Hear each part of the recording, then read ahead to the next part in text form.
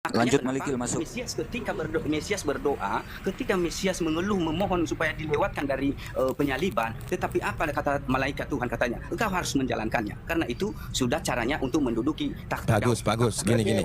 Cukup bagus. Ya. Kita kasih dulu kesempatan dulu. Baik. Silakan. Ini Pendeta Malikil akan mengungkap siapa sebenarnya Agus ini. Ya, kawan-kawan kita dengarkan ya. Silakan Pak Pendeta. Izin dulu yang di bawah tolong jangan ketawa ya, teman-teman di atas ketawa saya Pak ya. Ya. Yang di Saya bawah pun juga bisa menjelaskannya blokir ya. serius. Ya, Serius. Ya, yang betul, di bawah betul, juga serius. Bang Palopo, kalau ada emoticon ketawa-ketawa langsung blokir aja Bang Palopo. Siap. Lanjut.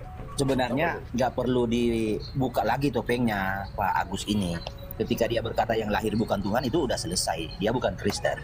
Karena Alkitab menulis hari ini telah lahir bagimu juru selamat Kristus Tuhan di kota Daud. Ya. Jadi sebenarnya ini sudah bagiannya Romo. Ini kawan ini sudah 50%, kakinya sudah di luar Kristen. Jadi tinggal dijambak aja.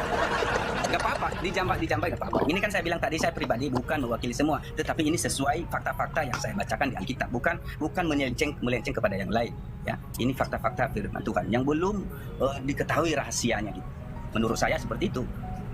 Ya, tetapi saya bilang tadi bahwa dengan nama itulah saya pribadi connect kepada Bapak, karena itu bukan nama sosok yang berdoa ini ya, tetapi dia sudah memberitahukan bahwa nama yang diberikan kepada dia itu adalah nama Bapaknya. Dari situ konteksnya yang perlu kita baca. Nah, yang berdoa ini tentunya dia hamba, tentunya dia manusia yang sempurna yang diutus, yang duduk di atas takhta Daud. Ya, dia yang sudah dijanjikan ini. Dia yang akan memerintah nanti, menghakimi ke-12 suku Israel nanti itu, tetapi dengan membawa lagi nama Bapaknya ini. Ya, nama Bapak ini yang penuh kuasa, nama di atas segala nama yang diberikan kepada anak manusia. Ya, sebagaimana di daya saya itu namanya disebut orang Allah yang perkasa itu namanya. Tetapi manusia yang di sini jelas loh, sudah dinubuatkan bahwa seseorang yang akan dilahirkan nanti ya, yang duduk di atas takhta Daud. Itu Beritanya jelas. Cukup Pak. Ya, Silakan. baik. Nah, itu teologi pagan, teologi Platonisme. Jadi teologi Platonisme bunyinya begini. Sang prima causa itu tidak bisa merealisasikan dirinya di alam materi. Nah, karena sang prima causa itu tidak bisa merealisasikan dirinya di alam materi, sang prima causa itu mengutus perwakilannya, yaitu logos. Nah, itu teologi pagan, Pak. Jadi wajar Anda seperti itu, mungkin Anda itu berkiblat kepada Bapak Gereja, ya wajar, karena Bapak Gereja itu alumni pagan, Pak. Gitu.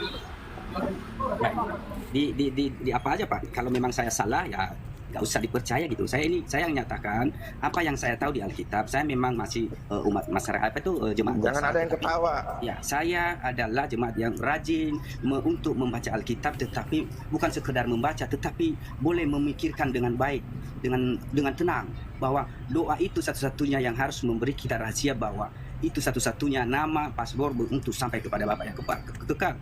Ya, yaitu ketika kita bilang, akulah jalan kebenaran, tak seorang pun sampai kepada Bapa kalau tidak melalui aku. Dengan nama itu kita tidak sampai kepada Bapa tanpa melalui nama itu, paspor itu yang tidak diketahui. Nah, yang berdoa ini sosoknya jelas, dia dilahirkan untuk menggenapi perjanjian Allah antara Daud, bahwa keturunan Daud nanti akan dibangkitkan, yang duduk di atas takhta Daud, yang kekal. Dia disebut anak Allah dan Allah adalah Bapaknya. Itu yang belum diketahui. Seolah-olah kami orang Kristen ini yang disalib ini adalah Tuhan. Padahal itu rahasia yang belum diketahui sebenarnya. Ya, Asumsi aja nih Pak Agus. Oh, tidak asumsi Pak. Kita baca Alkitab, semuanya jelas. Di mana kalau ada pendeta bilang Jangan Gimana?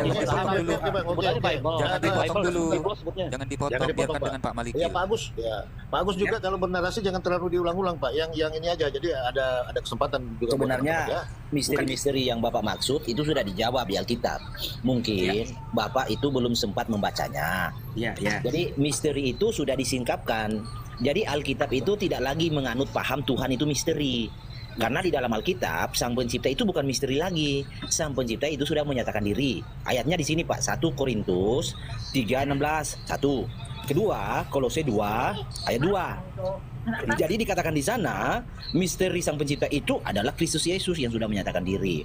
Saya paham Bapak seperti ini karena Bapak menjadi seperti ini hasil didikan terjemahan ELAI. Tapi yakinlah Pak, Anda harus, kalau memang seorang yang percaya Kristus Yesus, Anda harus meminta tuntunan karya Roh Kudus Pak. Jangan mau Anda dituntun oleh ELAI dalam terjemahan yang semilekete itu Pak. Itu saran saya. Kalau ada seorang Kristen. Tapi kalau Anda adalah seorang yang penganut Bapak Gereja atau budaknya Bapak Gereja, ya saya tidak bisa melakukan apa-apa karena Anda sudah menjadi budaknya Bapak Gereja, gitu Pak. Oh, tidak Pak. Kita ini kan Baik, saya sebentar belajar. Pak Gus, sebentar kita sapa dulu. Pak Sikat, selamat pagi. Selamat pagi semuanya. Ada Pak Guru Sikat ini. Lanjut, Pak Guru Sikat. Ya, silakan. Silakan, apa yang mau ditanggapi Pak Sikat sebelum kita ke Bang Marikil? Ya, yang saya mau tanggapi itu Bapak Agus ya sebenarnya harus banyak baca Alkitab agar supaya memahami maksud dan tujuan daripada Yesus itu sendiri. Karena ketika kita salah memahami maka kita bisa juga menggiring ya orang ke jalan-jalan yang lain sehingga sesuai dengan apa kata burung terbang. Entah apa kata namanya, aku lihat burung terbang. Kata burung terbang itu ya aku setuju. Terima kasih Bang. Bang Palopo izin, saya mau tanya ke Bang Sikat. Pak Guru, yang mati di salib itu Tuhan bukan? Yang mati di salib itu bukan Tuhan, nggak pernah mati ya, tetapi yang mati di salib. Lanjut. Ini ada dua ini. Ini ada dua nih. Ada dua ini, ada buah saya Malikil. Agus, Bang Malikil. ada Sikat. Silakan Bro Malikil. Jadi kalau ada Kristen berkata Tuhan tidak mati, itu Kristen odong-odong sebenarnya. Kalau pakai sistemnya kita di Makau, ada Kristen yang mengaku berkata Tuhan tidak disalib, di Makau di tempat saya itu langsung ditembak karena dianggap. Jadi Pak. kalau di Makau Begini, ya, Pak. di Makau Saya itu, tanggapi, Pak. Begini Pak. Sebentar, Kita Pak. yang mencari Bentar, Pak. kebenaran ini Satu-satu, tidak harus Pak. Pak Agus, berpatokan dengan satu-satu. keagamaan Pak. Pak Agus, Saya bisa satu-satu. mencari jati diri Tuhan dalam hidup saya pribadi. Tidak harus mengikuti apa mau gereja. Ya, saya bisa mengikuti pribadi dengan sesuai membaca Alkitab. Saya bisa mencari Tuhan di Alkitab, Pak. Bukan harus mengikuti pendeta, romo, atau siapapun. Saya bisa belajar sendiri, Pak. Tetapi ketika Ya, saya sudah kalau- mendapatkannya, maka saya tidak bisa diklaim sebentar, bahwa sebentar, saya Pak Gus. pengikut. kalau Bagus, sebentar, Bapak, Bagus. kalau Gantian, Bapak Bagus. percaya Alkitab menulis itu kita memperingati kematian Tuhan. Ayatnya di 1 Korintus 11 ayat 26. Bapak pernah baca? Iya. Iya, jadi yang mati Tuhan, bukan manusia, oke? Dan saya jelaskan tentang itu bahwa untuk memahami cara itu belum terpecahkan tentang Tuhan itu yang mana sebenarnya itu. Gini Pak, soal Tuhan terpecahkan atau tidak, kuncinya bukan di manusia. Ya, pengenalan akan Tuhan ya. Gini loh Pak, untuk Bapak untuk bisa mengenal siapa saya 100% bukan dari orang lain. Oke, untuk bisa mengenal saya totalitas harus saya yang memperkenalkan diri kepada Pak Agus. Logikanya begitu. Nangkap? Ngerti? Ya, Bapak ini Muslim, Kristen? Aduh, saya Kristen.